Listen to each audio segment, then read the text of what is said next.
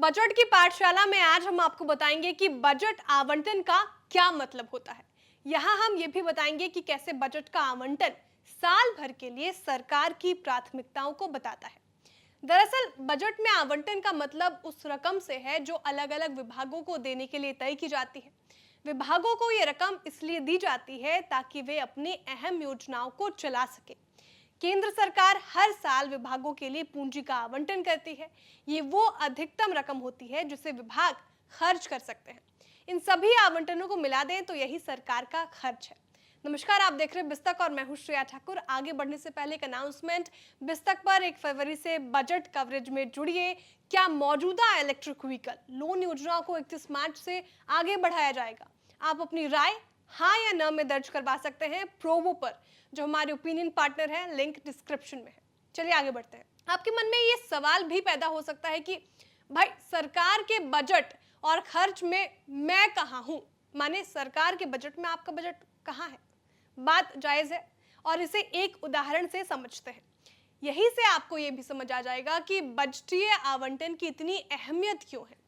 इसे ऐसे समझिए कि अक्सर आप सोचते होंगे कि भाई कच्चे तेल का दाम इतना नीचे आ गया, लेकिन अपने यहाँ पेट्रोल डीजल सस्ता क्यों नहीं हो रहा, या सरकार एयरफोर्स के फाइटर जेट फ्लीट को आधुनिक क्यों नहीं बना रही, या सबसे आम सवाल कि सरकार बड़े पैमाने पर नौकरियां क्यों नहीं दे पा रही है। इन सब सवालों के जवाब आपको सालाना बजट में मिलते हैं और मोटे तौर पर ये बजट आवंटन में दिखाई देते हैं। ये चीज सरकार के हाथ में कितना पैसा आ रहा है उस पर डिपेंड करता है। अब ऐसे समझ लीजिए कि 2022-23 के बजट में सरकार के खर्च का 20% हिस्सा तो केवल ब्याज चुकाने में देने की बात की गई है। इसमें 15% खर्च सेंट्रल सेक्टर स्कीमों पर खर्च करने की बात की गई है। केंद्र के पास आने वाली रकम का 17% हिस्सा करों और शुल्कों में राज्यों की हिस्सेदारी के तौर पर जाता है। रक्षा पर 8% और पेंशन पर 4% पैसा जाता है। केंद्र सरकार की चलाई जाने वाली स्कीमों पर 9% खर्च की बात 2022-23 के बजट में की गई थी। सरकार के बजट दस्तावेज से यही पता चलता है कि किस काम के लिए वो कितना पैसा देने वाली है।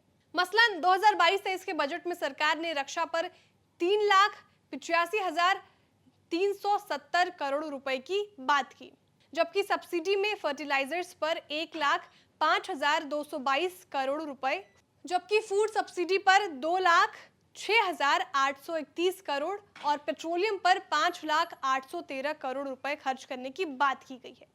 शिक्षा पर सरकार ने 1,04,278 करोड़ रुपए, ग्रामीण विकास पर 2.06 लाख करोड़ रुपए और हेल्थ पर 86,606 करोड़ रुपए खर्च करने का ऐलान किया गया है। सरकार के इन्हीं आवंटनों से पता चलता है कि उसकी प्राथमिकता में कौन से सेक्टर हैं। यानी सरकार की पूंजी का करीब 50% हिस्सा ब्याज, डिफेंस, सब्सिडी, हेल्थ और एजुकेशन पर चला जाता है। इसके बाद जो पैसा बचता है उसे अलग अलग मंत्रालयों और राज्यों, पेंशन और सैलरी देने, सरकारी स्कीमों, महिलाओं के वेलफेयर, एग्रीकल्चर और ग्रामीण विकास पर खर्च किया जाता है। सरकार को बड़ी पूंजी हर साल कैपिटल एक्सपेंडिचर यानी कैपेक्स पर भी लगानी होती है, ताकि लंबे वक्त के लिए ऐसी एसेट्स तैयार हो सके जिनसे सरकार की आमदनी में इजाफा हो। तो ये तो था सरकार के बजट में आवंटन का हिसाब किताब। बजट की पाठशाला की अगली कड़ी में आपको बजट से जुड़ी कोई और अहम बात बताएंगे। तब तक के लिए दीजिए इजाजत और देखते रहिए बिस्तर।